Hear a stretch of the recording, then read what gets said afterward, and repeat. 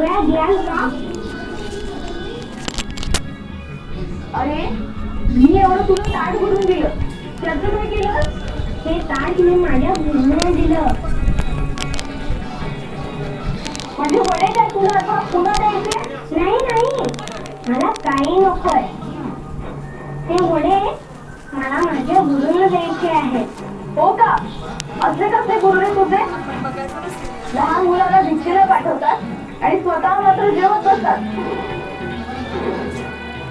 माझी विनंती आहे आपल्याला, माझ्या गुरुंना कसलेही अपशब्द बोलू नका. हो का? मोठा झालास की गुरु भक्त. एवढं प्रेमाने मी ताट भरून दिलं, त्याचं तरी माझं असायचं. एकदा दिलं तर पुन्हा आलास. मी आलो असतो नाही, परंतु माझ्या गुरुंना भाजणीचे वडे खूप आवडले आहेत. हो का? अजून काय काय हवंय तुझ्या गुरूंना? काय नाही माहिती, फक्त 2च वडे हवे आहेत त्यांना.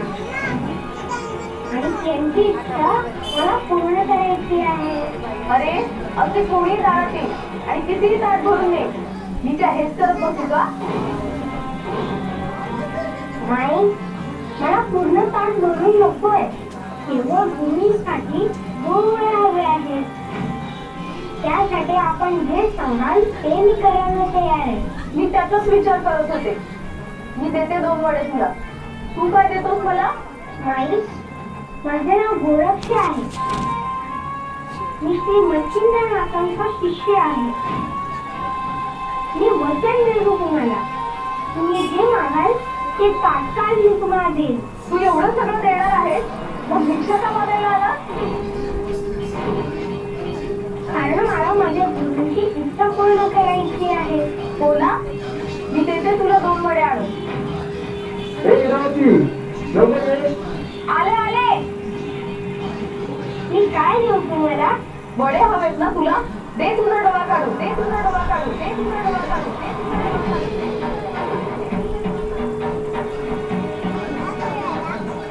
एवढंच ना?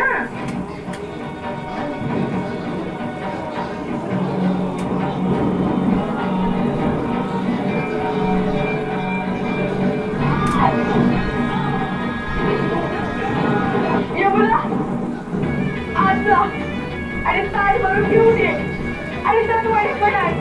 अरे मी सहज म्हणाले आणि खरंच मला काढलास. मी वचन दिले होते माई. तुम्हाला जे हवे होते ते माझ्या हातात आहे. हे घ्या. नको नको, माझं चुकलं.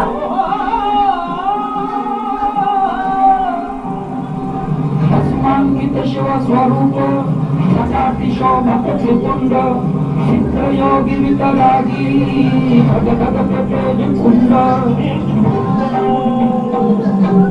सज्जनाति संजीवन द्वैताप्ति निर्धारण जगदोद्धारस्तवतनु प्रकटति नव नारायण